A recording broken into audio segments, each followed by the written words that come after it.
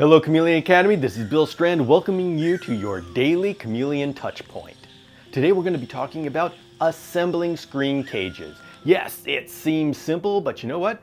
There's a couple of hints and tricks that'll make it even easier. Now, every screen cage is going to have their little nuances, so the first thing you want to do is review the assembly instructions, even if you're used to putting together screen cages. Because each screen cage may have a little bit of characteristics that you want to know ahead of time. For example, with ZoomEd, they have this flip-up door at the bottom. You want to make sure that you put that in before you tighten both sides. With the Dragon Strand cages, you have all sorts of dragon ledges and hydration mounts that are better put on before you assemble the cage.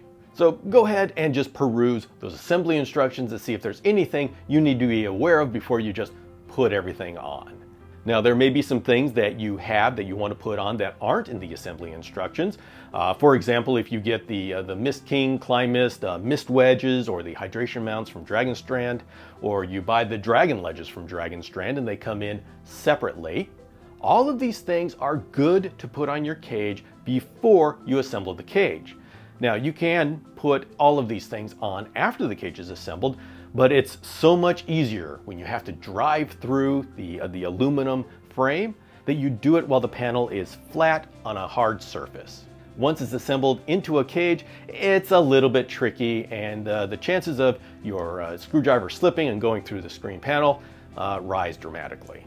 Now, if you plan on hybridizing this cage and you want to put on coroplast on the side, that will probably have to be done after the cage is assembled, unless you want to make all sorts of cutouts so you can drive in the assembly screws for the cage while the coroplast is on. And if you don't know what I'm talking about when I say coroplast, don't worry about it. That's for the people who are thinking ahead and doing a project that we'll talk about later.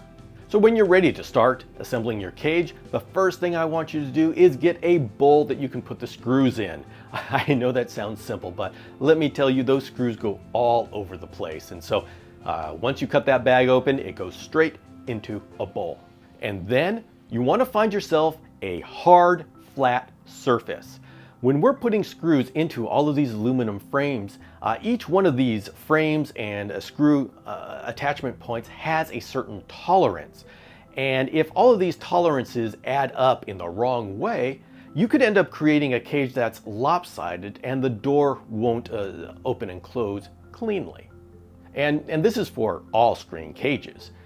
So if you want to put the odds in your favor, find a flat, hard space, maybe on a hardwood floor or on a table. Just don't do it on carpet, because that makes things go wonky. And then when you are screwing the screws in, you got to make sure you're doing it by hand. These electric screwdrivers are great, but the problem is that they can strip the screw holes. And what do I mean by that? As you're screwing the screws into the aluminum frame, you're eating into the frame. And that's good, and that's going to give you a good strong hold. But once the screw is already in, if you continue turning, you're going to strip the hole, which means that you're going to carve out a larger hole than the screw is, and so there will be no hold for the screw. And this is very easy to do when you're using an electric screwdriver, because you don't know when you've hit the maximum place. When you use a manual screwdriver, you can feel when the screw is fully seated in the aluminum and you can stop. Stripping the screw hole is one of the most common things that happen when people put together screen cages, especially for the first time when they're not aware of the danger of stripping a screw hole. Now, the second danger is slipping with the screwdriver and putting a hole through the screen. You have to provide firm force on the screw to get it nicely into that aluminum frame.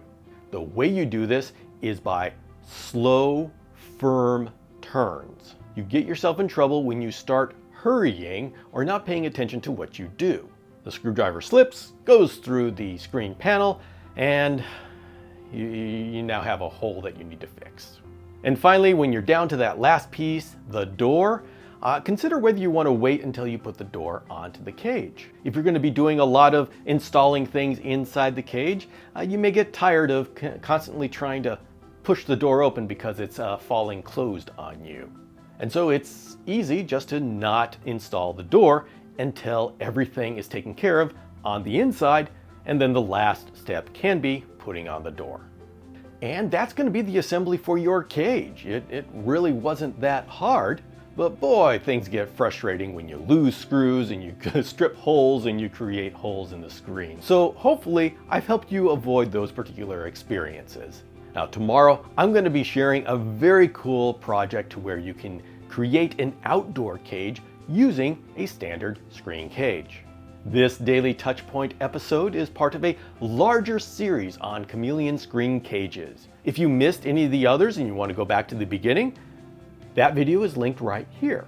If you want to go to the next video, when it's released tomorrow, it'll be right here. Subscribe to the Chameleon Academy to catch all the series, and I will see you tomorrow.